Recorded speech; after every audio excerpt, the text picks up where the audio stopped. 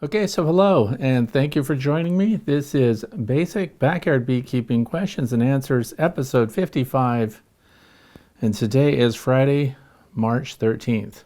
A lot of the information we're putting out today has to deal with the time of year, the season, so if you're watching this at another time, I think it benefits you to look at the rest of the series because we've done over a year of these, and each Friday or Saturday's discussion is centered around kind of what's going on that time of year. So there's some seasonal, season-appropriate information maybe for backyard beekeepers, and that's what we're about, basic beginning backyard beekeeping. Although I think by now we might have gone beyond some of the beginning things because a lot of the people that are submitting their questions have been watching for many years in some cases, because we didn't just start with this series. We've been making honeybee YouTube videos since 2008, so it's been a while. So thank you for those who submitted your questions. If you want to know what we're going to talk about today, please look down in the video description and you'll see what the discussion points are. And if you'd like to contribute questions of your own, please write down in the comments section below the video after it's done. And you may be considered for getting your question answered next Friday or Saturday. So this is the way to be. So thank you again, welcome. We've had recently warm weather, and now it's cold again, and it's super windy, and the bees were eating pollen out of a pollen feeder that I put out this year just for kicks. So in the last couple of days, you might have seen some weird artistic-based videos about that. So we will check that out. The other thing is, coming up, I'm going to be showing you the Long Lang hive, which just is abbreviation for the Long Langstrom. It's a long horizontal beehive that is built around the principles of the Langstroth frame by Lorenzo Langstroth, who came up with the standard Langstroth hives that we use today and removable frame beehives. But there's a horizontal hive, and I want to send you to a website called horizontalhives.com if you want to check that out. But I get so many questions about it. It is a very basic design, so even though I'm building my own, it's not going to be very innovative. I mean, the principles of the basic beehive, you know, there's not a lot of latitude of what we're going to do with that. But if you want to see how I make mine, then continue watching into the weekend and next week, of course, as we get that out in the bee yard in preparation for spring, which is right around the corner. And of course, we'll be installing bees in it, and we'll take it through an entire season with a horizontal Long Lang. With that in mind, part of what I want to introduce today will go a long way to answering a lot of those questions about horizontal hives. Hey Fred, have you ever considered using a horizontal hive? Well, this year I will be. But we have this book. I just got this yesterday in the mail, so I obviously haven't read it. I have perused through it. This is by Fedor Lazutin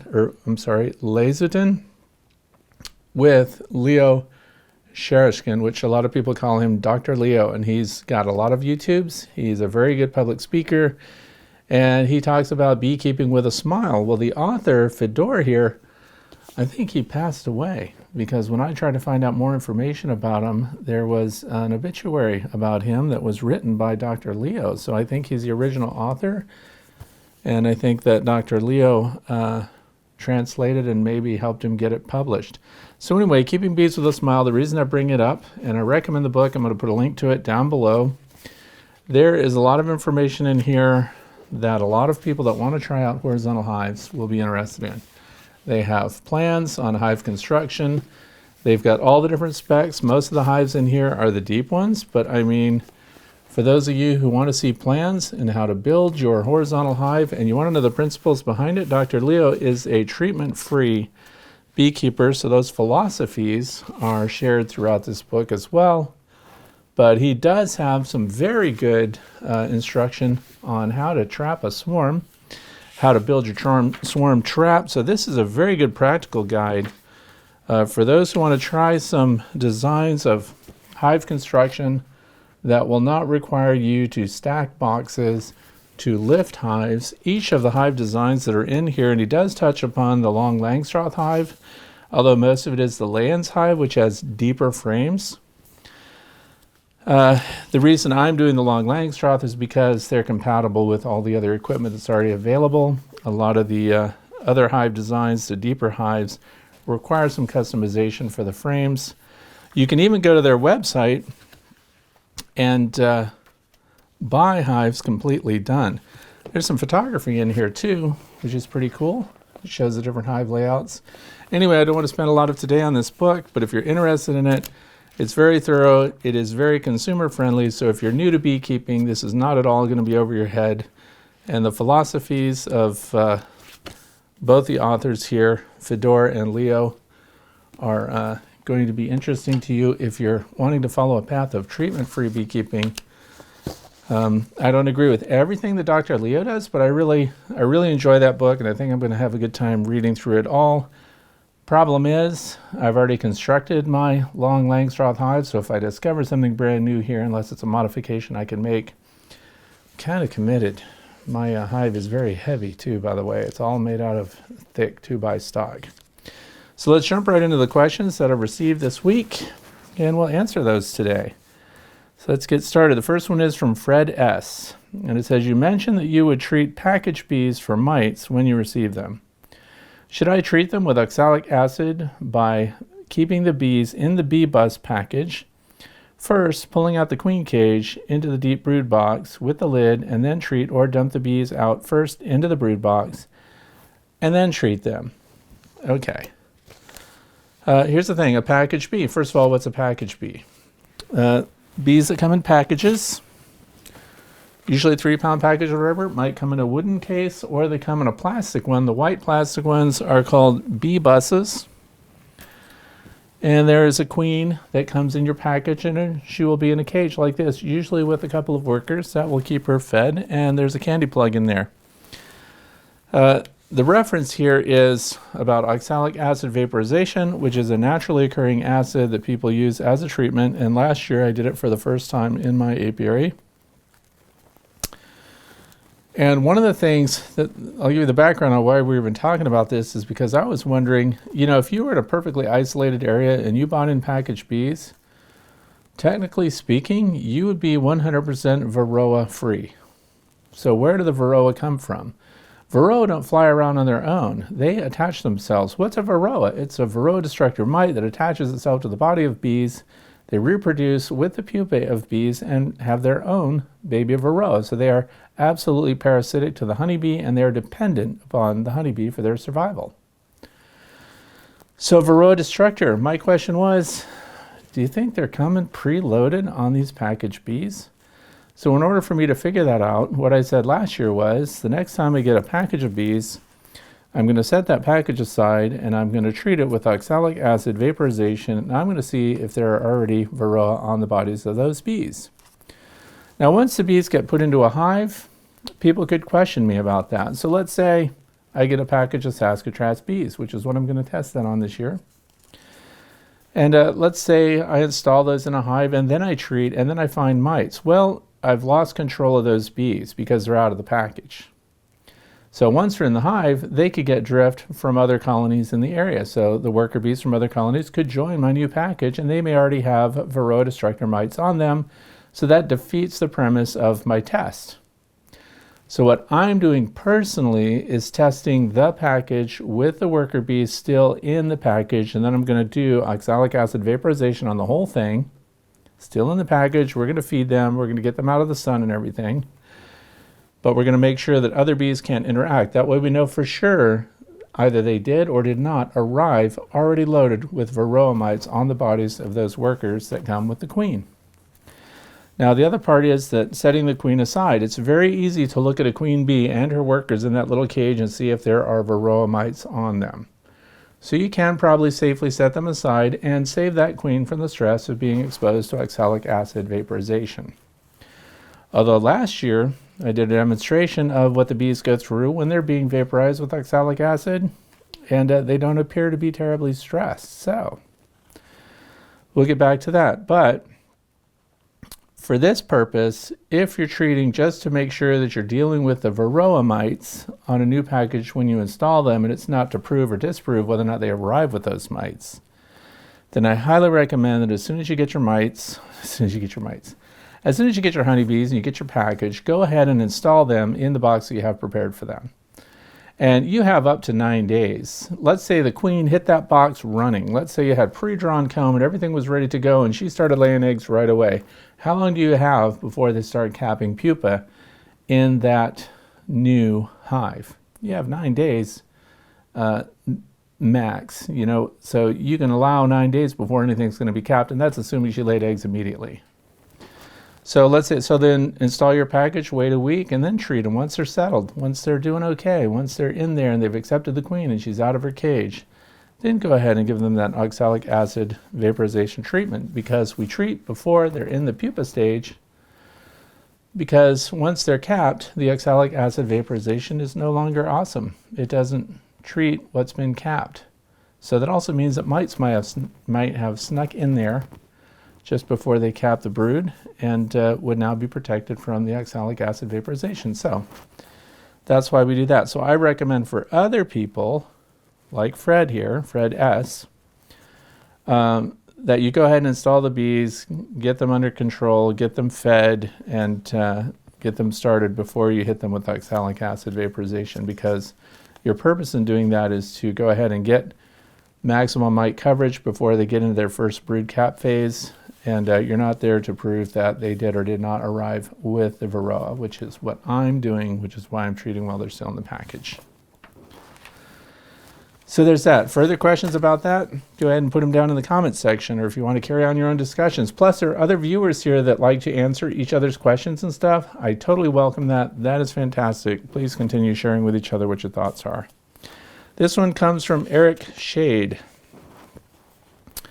Said, I'm a second-year beekeeper that lost both of my hives over the winter due to moisture. My question is, how is the best way to install new packages into a hive with fully drawn-out combs? I have watched your videos, and you cover installing packages into new hives without fully drawn combs. Is it a different process? Okay, here's the thing. And last year we demonstrated, I've shown how to put in packages. I think my first package video was in 2008. But when you install packages, I did it last year as if you're a brand new beekeeper with no drawn out comb and nothing to get them started on. That's why we did the packages in hives that were completely bare bones. So if you have drawn out comb, that's just a huge advantage for the bees. The installation process is no different. You still take out your queen in her cage, you put her in there. I'll put a link to that video that shows you how to install package bees. The process is identical. The only change is the advantage to the bees in that they'll have drawn out comb to go ahead and start laying and storing resources in immediately, and the workers that come in your package won't be having to draw out the comb first. So the process is identical. The only thing that changes is the time it takes the bees to build up and get rolling. Next question is from R. Philly, frequent viewer and commenter. When setting up an apiary, how far apart should the rows of hives be? Well, this is easy, because if you look at honeybee biology and if you take a cue from the bees themselves, honeybees do not like to be right next to one another. So there is no, how far apart should the rows be? Well, the key to that question is get them as far apart as you practically can. So if you notice, you look at my apiary, my apiary is kind of arranged in a horseshoe shape. And we have 15 colonies, and some of them are segregated next to a tree by themselves, because when you put your beehives out next to a unique looking landmark, your bees find that location quicker and better. The other thing that happens is, and for commercial people, they can't really spread out their bees a lot because they only have so much land. They also have a time element, time constraints. They have to service all of their hives. They have to do it in a short amount of time. Daylight is limited. So it's completely understandable that they have hive after hive after hive right next to one another. Also, they may be transporting them. This is very different, and this is where a backyard beekeeper has a huge advantage over that. The more distance you put between your hives, the less bee drift there is. What's bee drift? Well, what happens is when the foragers go out and they've gathered their nectar, their pollen, their water, whatever their job is when they go out, when they return, sometimes fully loaded, they may land on the wrong landing board of the wrong hive. And if they're loaded with resources, do you think they get rejected from that hive? Nope, they get welcomed right in, and in they go. Now, if that worker comes from a colony that has some kind of pathogen, some kind of disease, some kind of malady, or they're loaded with varroa mites, guess what they just did? They took all of that terrible stuff right with them, right into another colony. So there have actually been studies done regarding the spread of disease throughout an apiary. And so hives, when they're put in tandem or quads, where there's 4 of them on a pallet and things like that, they share their diseases with one another readily and frequently. So the more distance you have, the less drift you have, which is the bees from one colony landing on the board of another and going with them. So you have even strong colonies in some cases brought down by a diseased colony being in close proximity to them. So the greater distance you have, the better. So it's a matter of practicality. I have some hives that are 10, 12 inches apart, and I have hives that are several feet apart. The horizontal Langstroth hive that I'm going to put out is going to be in a meadow by itself.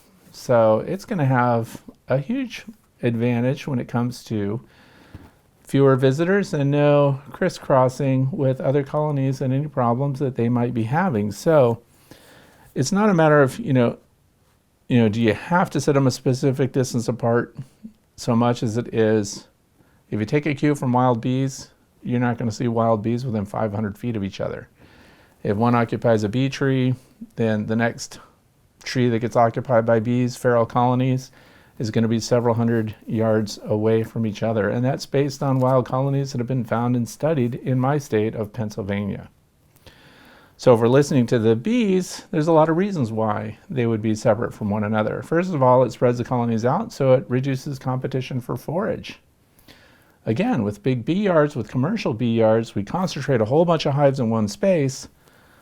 They often have to be subsequent fed. So they have to get supplemental feeding and resources provided to them.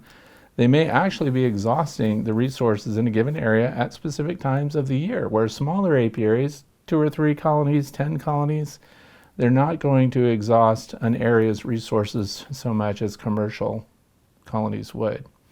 They also don't share as much of their diseases. So I know it's not a very good answer, but the practical end of it and the bee biology-based answer is bees, given the choice, would be 300 feet or so apart from one another.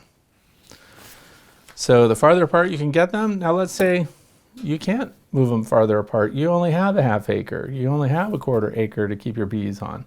What else can you do now to help get your bees to go to the right hive at the right time? Well, one is parking one by a tree or some other physical configuration next to a park bench, wherever you sit to drink your coffee and watch your bees. You can do unique designs and physical configurations on the hive. You can do bold geometric patterns. You can have different roof shapes, gabled roof, flat roof, different colors that the bees recognize. Paint your hives. Angle the entry boards different directions. We know that the optimum, based on what bees tell us, the optimum direction they want their entrance to be is to the east, to south, to southeast. So that gets the early morning sun, it gets the winter sun, hits that landing board. So if you're kind of bringing it all together, when you rotate and change their landing board angles and things like that, it also helps those foragers return to the correct hive when they come back. So that's the best you can do. Farther apart, the better, but I know that you're limited, so change the geometry of the exterior of the hive, change the visual appeal, the distinctive aspects of that hive. Sometimes, put funny things on them, put unique markings on them, be original, be creative. The next one is Dave Carignan. Today was a great day for the bees due to warm weather. The bees are hitting the substitute pollen big time. My question is, when should I remove the candy board and the top insulation box? Also, when can I safely inspect my hive? I live in Howell, Michigan. Okay, so there's a lot going on here. This is general coming out of winter kind of moves. And the other thing is, when can I inspect the hive? Anytime that you have temperatures over 60 degrees outside, you can open your hive and get into them. So the big concern when you're opening a beehive is, where's the cluster in spring? Where are the brood? So if you've got your beehive, bottom board, brood box, maybe a medium super, and then you've got the hive cover, guess where they are in spring? They're up at the top because they consume their honey resources going up, and then they stay there until the real warm-up comes and stays. So where I live, and I assume it's similar to Michigan, we still have cold snaps. We're getting warm days. We're getting some cold nights. As a classic example, today we hit 55 yesterday, and then today we're going right back down to the 30s, and we have high winds and rain. So they're going to stay high in that box. So the concern is, if you open up that cover and you get that inner cover off and you look and there's the cluster right there, guess what else is with the cluster this time of year? You have brood in there. Now brood is capped and you can't see what's going on with them, but I'll tell you what, when we cool them down, what temperature are the bees trying to keep their brood at? They're trying to keep their brood at between 94 and 97 degrees. Most people say 95 is optimum, so that's mid-range, 94 to 97. What happens when it's even 60 degrees and you open up and expose the brood? Right there. You're dropping them by several degrees while you're doing your inspection. So that's something that, first of all, it impacts the brood, and then the bees are going to cluster over that right away again and try to keep them warm at the optimum temperature. And then they're hopefully going to hatch, but you could actually do damage to them. So keep your visits into your hives very brief when you're not up to optimal temperatures for your bees. The other thing is the clusters are reduced because we're coming out of winter. So that's what they're trying to do with the brood. They're trying to beef up so they can do their thing. So how important is it to look into your hives even this time of year, even when it hits 60 or 65? We already have a cover board. We have a feeder top on here. Got a candy board and an insulated box. So those things you can look at safely. Why? Because there's an inner cover, there's your box, there's your candy board. And the candy board often comprises the inner cover as well. So these are often a single unit, like my feeder shims are all single unit with the bottom inner cover built in. So when you're looking at the candy board, look to see if they have candy, look if bees are on it, look if you need to replenish that. I would not pull it off yet. The reason is, what do we have to lose if we leave it on? Nothing. They'll ignore it and they might be bringing in their own resources. What do we have to lose if we pull it off and they still need it? See the difference? If we leave it on, no fault. If we take it off too early, there's a risk of them not having resources when the weather goes from 55 to 28, 30 degrees, heavy wind, continuous rain. And what are they doing? Raising brood. What do they need? Resources. So they need the pollen and stuff. And we talked about that. Substitute pollen's going in big time. They are here too. Biggest haul on the pollen ever that I can remember going on with the bees this year. So they've got the pollen. What do they need? Nectar, sugar resources. So if those are there, leave them alone. Leave everything intact right now. That's my recommendation. Now, when the temperatures get consistently warm and the bees are all flying out and they're bringing in resources and things are looking good, they're going to start migrating down. And some people, that's when they like to rotate their boxes too. Once it gets really warm, if you're going to get into that hive and you're really going to look at everything, try to do a bunch of things at one time so that you're not opening your hive frequently. We know that bees get stressed when they are frequently invaded. So plan all your stuff out, know what you're going to do, have the extra candy ready and everything else when you're going to open that. So I would not take anything off yet. And see if I answered all of that. Safely inspect my hive. That's it. Don't be in a rush. You know what happened in my apiary? I thought for sure I had 3 colonies dead out of 15. I have not opened them. But guess what? Yesterday I'm walking around and the dead outs that I thought I had, they're alive. They're flying. What if I had opened them up because I just needed to know?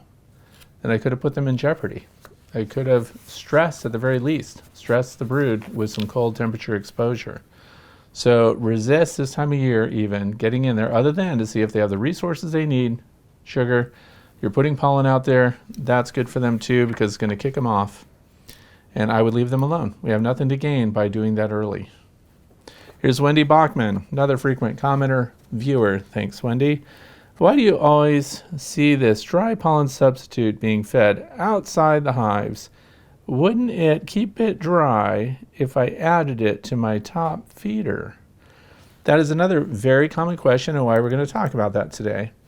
And while we're talking about it, I'm going to put up a video of the blue feeder that I have out there now.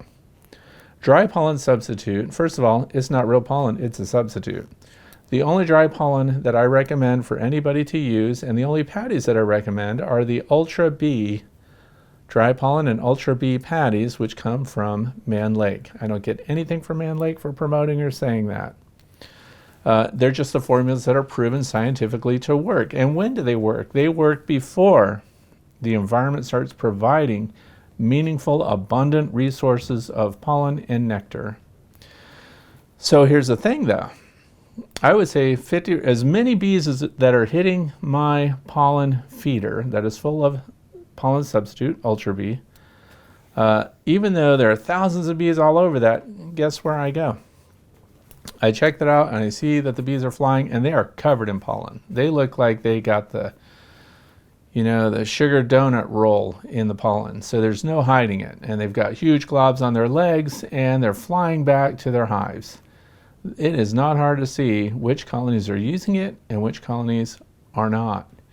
So a lot of my hives are not using the pollen substitute at all. Others have a steady stream of it going in to the point where the entry board has, Cheeto dust all around it from the pollen. So they are landing on that board and it's sticking on everything and they're going in there and they're using it like crazy. What we really want to do is keep the pollen substitute out of the hives. And the reason is we're not force feeding the bees this pollen sub. First of all, there are trees already in the environment that are providing pollen resources. So some of the foraging colonies are going to those trees and they're ignoring the pollen substitute. So we want the foragers that are actually attracted to the pollen substitute that want to use it to bring that back. We don't want to stick it in the colony when they don't want it. There's another potential kickback to that.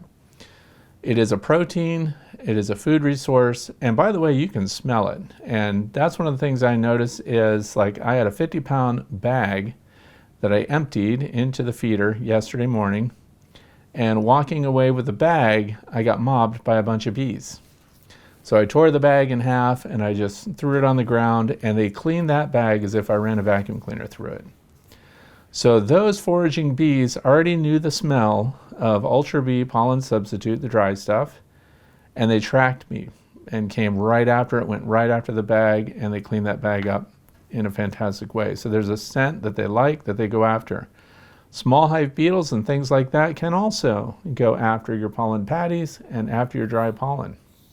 So there are other insect pests that can be drawn to that. So it's another advantage to feeding outside of your hive so that those pests are not potentially drawn into it. And I'm not suggesting that you take pollen patties and put those outside because those are designed to be fed inside the hive.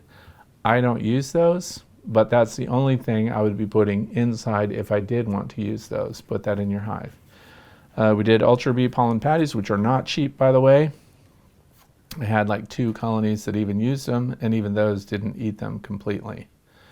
Once again, because once the weather broke, once their clusters broke, once the foragers went out, most of them get natural resources, which are better for them, and bring that back. So those who go for the pollen substitute, good for them, but that's a limited thing too, because eventually the resources are going to be so heavy in the environment, even that's going to be ignored. So that's my philosophy. And remember, the things that I tell you, there's lots of beekeepers giving advice on YouTube with a lot of different philosophies, especially when it comes to feeding, when to feed, what to feed, where to feed it, how to feed it. And that's why I hope a lot of you are looking at a bunch of different beekeeper YouTube channels to see, especially those who are keeping bees in a climate similar to your own. They're going to have practices in place that are known to work. I'm talking from the cold weather, along the Great Lakes region. And so that's where my experience and my observations come from. Next one is from Elizabeth Uhlenbruch. Okay, Elizabeth. Have you ever had a colony come out of winter with enough stored pollen that they don't take pollen patty or open feed pollen? Okay, here's the other thing. Elizabeth, a lot of questions are along the same thought line here, and that's because this is what everybody's talking about right now, feeding and getting your bees strong and starting the year well. Here's the thing about stored pollen in a hive. Even at the end of the year, when the queen starts cutting way back on her laying, so end of summer, we get into autumn, the nights start getting colder, and the bees start backing off, the queen starts coming off of laying. And not only that, she's already produced by October, late October, she's got her fat-bodied winter bees already produced and in the colony. So those bees, they're not raising so much brood, so the demand for pollen and for bee bread inside that colony has gone down. So the other thing we notice too is through observation hives, we notice that the pollen that they bring in fresh, that's particularly 48 hours old, 48 to 72 hours old, that's their go-to pollen. So bee bread. So when you see this teeter-totter effect of cells being filled with pollen, the worker bees getting in there and mixing that with their mandibular gland material and their saliva, and they're putting honey in there with it because it ferments.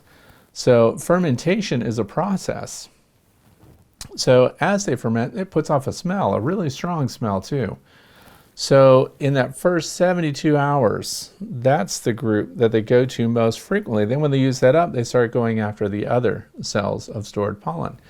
Sometimes you'll find half a frame of pollen coming out of winter, and the bees need pollen because they're raising brood, but they're bringing in fresh pollen too from the environment because these things tend to coincide. The weather starts to warm up enough that they start raising the temperature on the brood frames, and the queen starts her laying in preparation for this foraging demand that's about to be put on them. And so the demand for pollen resources comes into play. So if all they have is the stored pollen, they might use it, but it's not as good, it's not as nutritious, it's not as beneficial to those developing larvae as fresh pollen coming in would be. And that's why they developed the stuff like Ultra Bee by Mann Lake, because that fills the gap. Before the environment starts to provide the pollen diversity that they need, we have an artificial pollen substitute that comes in. And when you look up what's it made out of, they're very vague about it. It's like 54% protein or whatever, but they list all the stuff. But again, they don't want everybody to know what their formula is for their Ultra Bee pollen because it's so successful. It's only a matter of time before somebody else would rob them of that and be providing it at half the price on Amazon or whatever. So they protect their formula. But so the old pollen, they won't care so much about, and they definitely would go after new pollen. Now, if they're ignoring the stored pollen, no big surprise because it's old. And if they don't take the pollen patty or open feed pollen, then either they have all the resources they already need, or they're getting new resources from the environment. Because bees will not starve themselves out. They use whatever resources they have. So kind of like people, if the things that you really like, you go after first. When that's gone, you start to teeter down to you'll just eat just about anything because you're hungry, and they're going to use that to raise their bees. But if they're not bringing anything in, there's a very good chance they've already got stuff that they're using from elsewhere. Next question is from Linda Smith. We live in mid-Michigan and, like you, have had a funky winter, temps up and down everywhere. Wondering when you feel it's safe to begin feeding syrup. So here's the other thing. They're bringing in pollen, but are they getting enough nectar? So this is where people that have the ability to weigh their hives, those hive scales come in handy because they can see nectar is going to add a lot of weight early on. So we don't have a lot of nectar resources yet. Here where I live in mid-Michigan is probably much the same. So some people, and especially commercial beekeepers again, this is where they're feeding pollen subs. They're also going to be providing some nectar, and they're going to be doing that now. So the nectar that we give them is just a carbohydrate, and it's going to be sugar 1-to-1 this time of year because they can fly. We don't have to worry about them being bound inside, unable to eliminate, so they can fly out, they can do cleansing flights and everything else as often as they want now. Today's a good example. It's windy and rainy, but it's 55, so they could fly out. And by tonight, it's going to be down to the 30s. So cold nights, but warm days. I would say that it's safe to put on sugar syrup now. Sugar syrup is not going to freeze at 32 degrees like water does, because the higher the sugar content, the lower the freezing temperature. So it is safe to do that now if you want to put in 1-to-1 sugar, but because they need it to keep their energy levels up while they're rearing brood, since they already have the synthetic pollen, or in a lot of cases now, a lot of people that are watching my videos are reporting that their bees are bringing in plenty of pollen. So a lot of people are good to go. So if you bought Ultra Bee at this time of year, you might be at the tail end of it and they might not even use it. The southern states, forget about it. I'm sure they have a lot of natural resources already going. But yes, right now it would be safe to put that on. Sugar syrup, 1-to-1, 1 part sugar, 1 part water. Next question is from Emmanuel. I don't even want to guess at this last name, but Butmankevich, maybe, Emmanuel?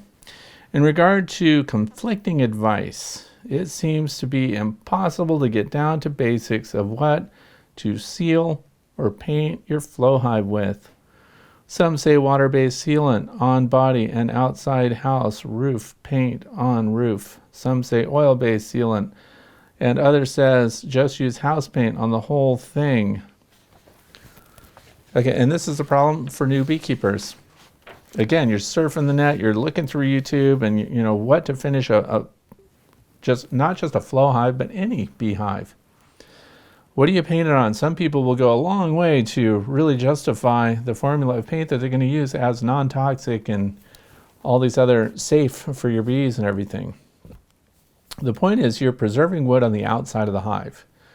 And what you choose to finish that with is really about aesthetics and how long that's going to last. We're not painting the inside of the hive. Although I will say that because he's mentioning the flow hives have a gabled rooftop that has joints and seams in it. Now here's the thing. When you paint the roof on any hive, but we'll talk about the flow hive in particular because it has so many parts, it is gabled and there's a big airspace in there. The humid air inside the hive rises up under that lid, and flow hive lids are not vented. So condensation builds up on the inner surface, just like in your house. You have roofing material, fiberglass shingles, whatever they are. You have roof felt, you have roof sheathing, then you have your rafters that's all hooked on, and then you have the interior space of your attic.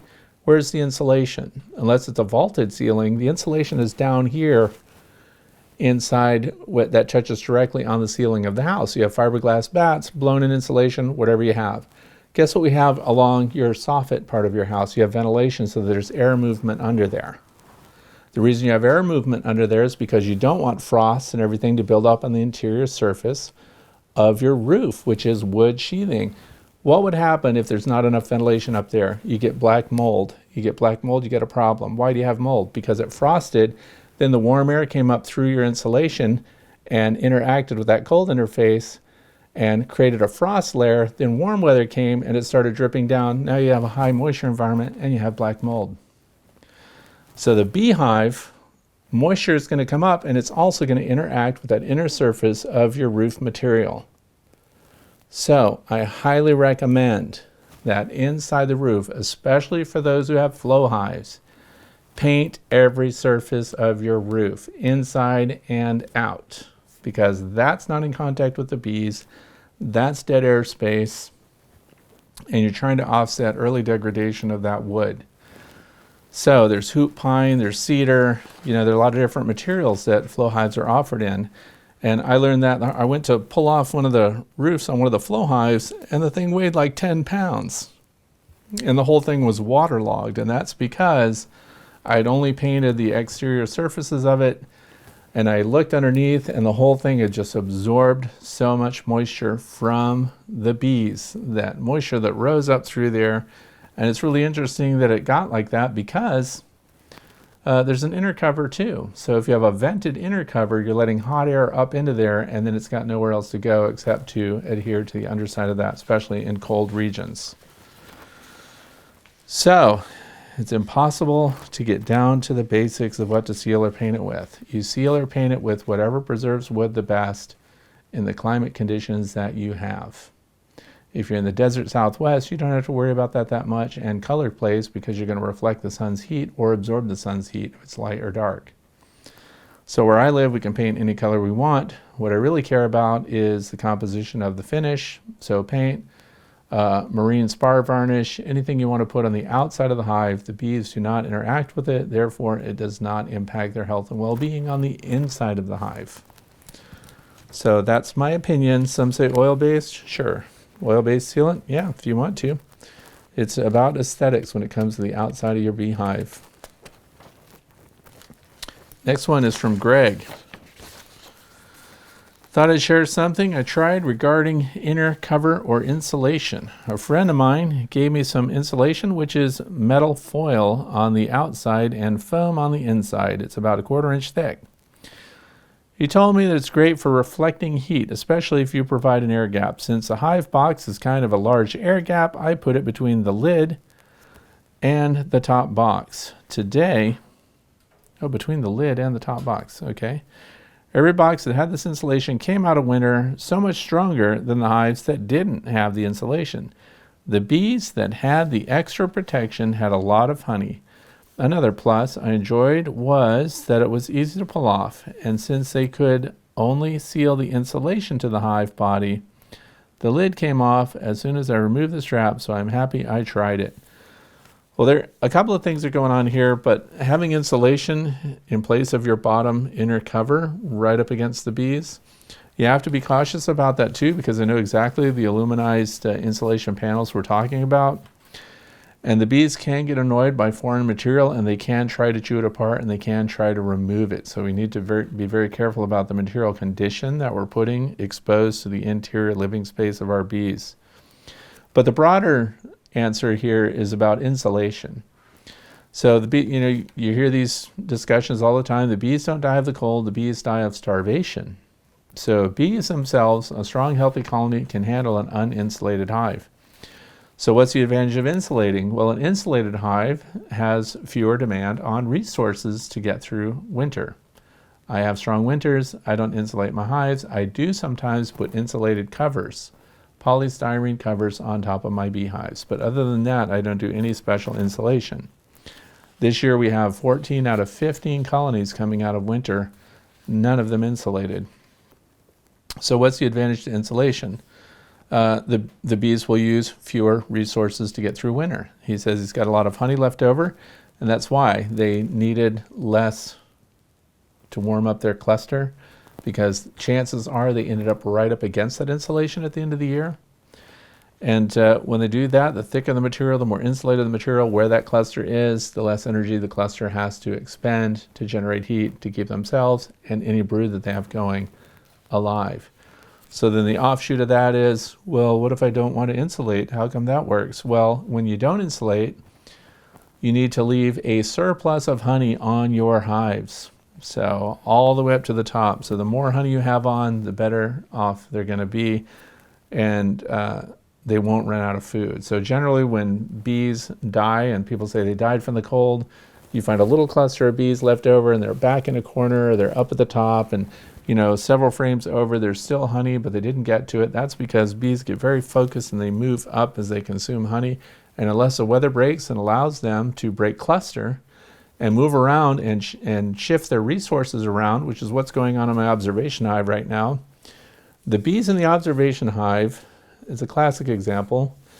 They made a channel up through, there are 8 frames in pairs. So there's 2 frames here, 2 frames here, 2 frames here, and so on. The cluster is now at the very top, but there are entire halves or thirds of frames that are still full of capped honey untouched. So you can see where the cluster made their way up to the top. Now, why don't they move from the top down over here and get the honey over here while it's still cold?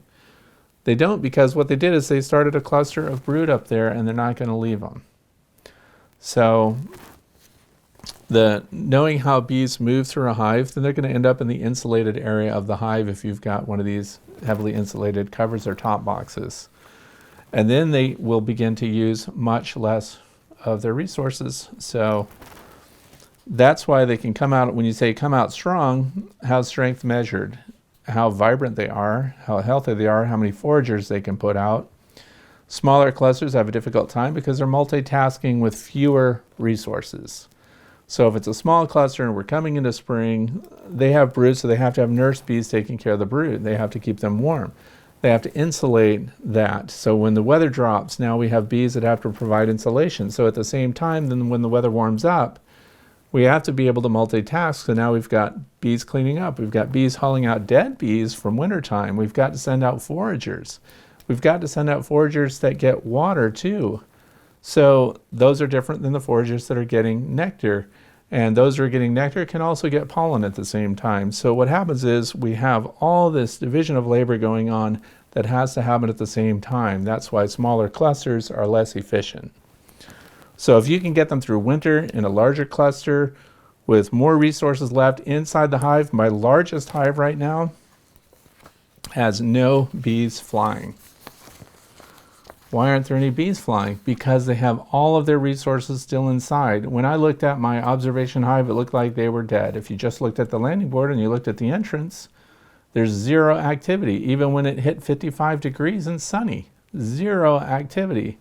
Put your ear up to the entrance and I could hear some humming in there. Go inside the building and look at the observation hive, and everything that they need is still in there. They're not even bringing in pollen. So to answer one of the earlier questions too, they're apparently satisfied with the pollen stores that they have, even though they look disgusting to me because the pollen is like a pale yellow and dark olive green, but they're using it, they're raising brood. So, and then they're going to become super active.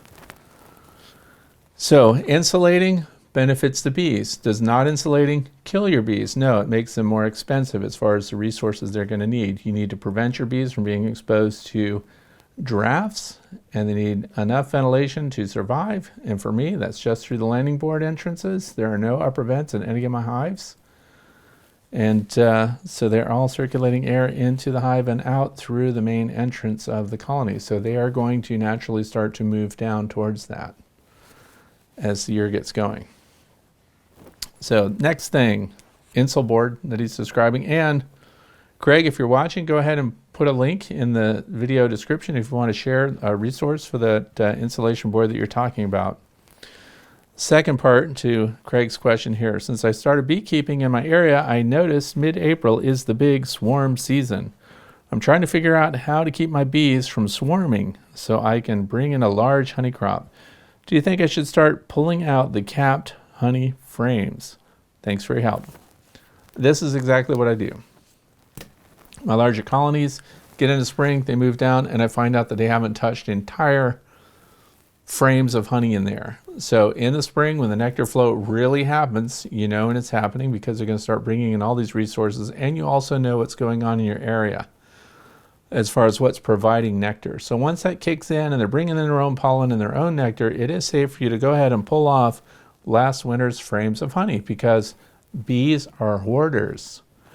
That is why they work so well as an agricultural managed animal. It's because they're hoarders, they produce more than they need, and then in the spring they ignore the surplus and they go with what's coming through the front door. This is also what kicks them off to be in maximum production. When new resources, fresh resources are coming in through that entrance, that's when they go into mass production and start developing larger brood patterns. They don't develop these large brood patterns just because of the amount of resources they have stored in the colony, stored in the hive. So they're stimulated by what the environment is doing, not by resources they have stored. So now, yes, you can pull off those frames once they start bringing in their own. When you do an inspection and you see a whole bunch of open frames of honey that is still not capped yet, and you see that it's all wet and it's covering big areas, then you're safe to pull off the older stuff because they're not going to use it anymore. We have kind of this fill and drain method going on where they fill the local frames around the brood and everything with the nectar, and they start getting it all consolidated, then they start to cap it, then we get a cold spell or something, and you see them drawing that off again, so they're ignoring the winter stores that they still have carried over. That's why I remove whole boxes at that time and put them in storage, and then I give it back to them at the end of the summer when we hit that final dearth and they're going into winter, and we're trying to boost everybody's resources for that. So that's it for today. Thank you for all the questions that were sent in. Thank you for those of you that are watching. If you're interested in getting a coffee cup like this, you can get them through my Teespring. If you want to support me, if you have questions, go ahead and write them down in the comment section below. And I hope you have a fantastic weekend. I hope your weekend weather looks better than mine. Hope all your bees came out. Have a great weekend. Thanks for watching.